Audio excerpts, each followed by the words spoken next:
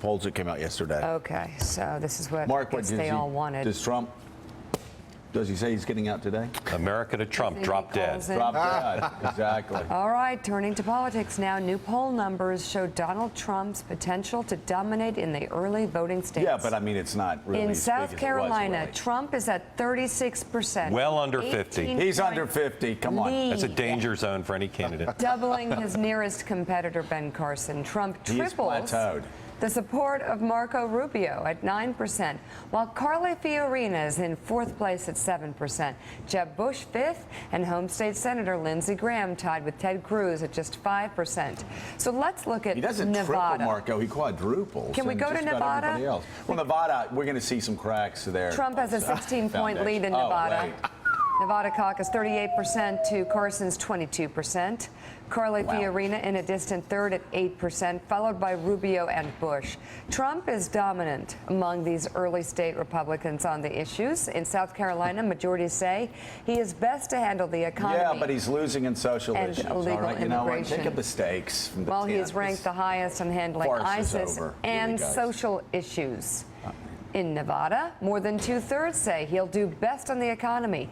55%. All right, so let's just stop. Immigration. Let's just stop for 1 second here. Let's just stop. Seriously. Okay, so But we can we've hear been having from a lot Trump. of fun. It's all over, right? But look at the economy. Howard Dean, if you're leading 67-7 at this stage on the economy, when you were running What's in the precedent for this 2004, stage? and as we've said, if Jeb Bush had these numbers, it would be all over. It would be over. These numbers are are they not It might as be over for dominant Hillary. as, and of course we're mocked because every done. day She's won. people come on this set and say it's over. He's plateaued. We've heard it for 3 or 4 months. These numbers, what politician wouldn't kill for these numbers? It's really stunning. It is. And one of the most interesting things is he's actually going to beginning to believe it himself, because there was a quote from him, I think last night, saying, I'm going to be more PC, politically correct from now on. And that means he thinks he can win the nomination. And he knows he can't continue the way he is and win the generals. He has to straighten himself up a little bit, just enough to keep those kinds of numbers in the Republican primary. But this guy is now the most serious contender there is for the nomination of the Republican Party. Yesterday, we've been talking about the numbers. Yesterday, Mika, when these numbers came across, Mark Halperin emailed them to me. And of course, we had mocking, sneering comments. And it's the first time I said, okay, the money has to be on Donald. Because Donald said he was going to win when he was at 2%. All right. But you look at these numbers in these early states. Yeah. I've never seen numbers this, I've never seen a candidate What's the precedent? this dominant in early states for 3 months now. Yeah. Mark, for people that aren't following politics closely, South Carolina, Nevada, they're the next two big ones right after Iowa, New Hampshire. Trump ahead in Iowa, Trump ahead in New Hampshire, Trump dominating in South Carolina, crushing the field in Nevada. He's almost at 40%. We had somebody on last week, I forget who, said, yeah, but he's in the 20s. Can't get above the 20s. Yeah, but it's the general. It's plateaued. It's all over. Oh, it's Charlie Cook. Said it's plateaued. It's over. I mean, and I use the term Trump deniers. This is denying math. The dynamic that most pundits have talked about is, how will Trump kill himself? What will he say to bring himself down? I think the question now is, of the 7 or 8 other people who could be the nominee at this point, who can overtake Trump? Who can develop a message? Who can build a coalition? Who can show they can beat Hillary Clinton? Who is that person? Because Trump, I don't think, is going to fall on his own. Someone's going to have to overtake him. And right now, to overtake him, you have to go over Ben Carson as well. Maybe Ben Carson will be the one to overtake him. In politics also, Willie, I always look at dynamics of the race.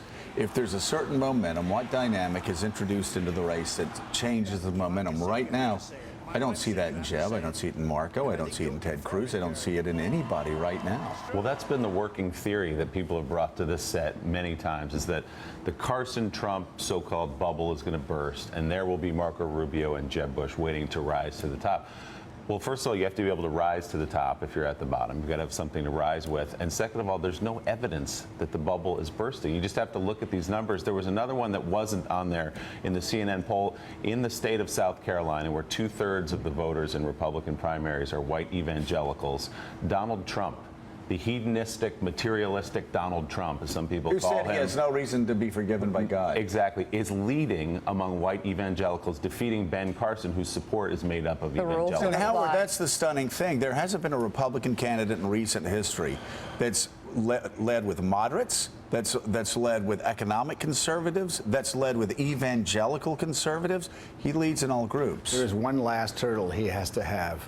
It has to pass, and we don't know what's going to happen. If it turns out that Hillary Clinton looks like she's going to get the nomination sometime, and she consistently beats him by 5 or 8 points, that is about the last barrier that I can think of that he has to overcome. Because if they see him losing to Hillary Clinton, that could change the dynamic. But I can't think of anything else that could But change it. it's hard to there are those head-to-head polls, but when the guy's leading on the economy with almost 70% of Republicans saying he'd be the best, it's hard to get that head-to-head to matter more. And if he were running against Joe Biden or somebody else with higher favorables in the general election, that would be one thing.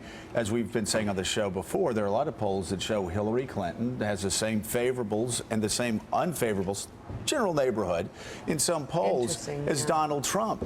And actually, Hillary Clinton is Donald Trump's dream candidate in the general election for the same reason Jeb Bush is his dream candidate in the primary. He is the one that has eviscerated the Republican frontrunner by running against Washington and Bush, and then in the general, Clinton. That is the Washington What generally happens, though, establishment. Joe, on both sides is if you don't, this has happened to me actually, if you don't think your candidate can win the presidency, Right. you're going to shop around, no matter how great you think that candidate is. Right. These voters they're a little more extreme than the general voters are on both sides, but They they think he want could to be win. president. They Yeah. want to win. The most likely way to stop Trump now They is to thought it, Howard, from the get-go. I think the most likely way to stop him now is to beat him in Iowa. Cruz could beat him in Iowa. Carson could beat him in Iowa. Excuse me. One of the establishment candidates maybe could beat him in Iowa. But if you don't stop him in Iowa, Yeah.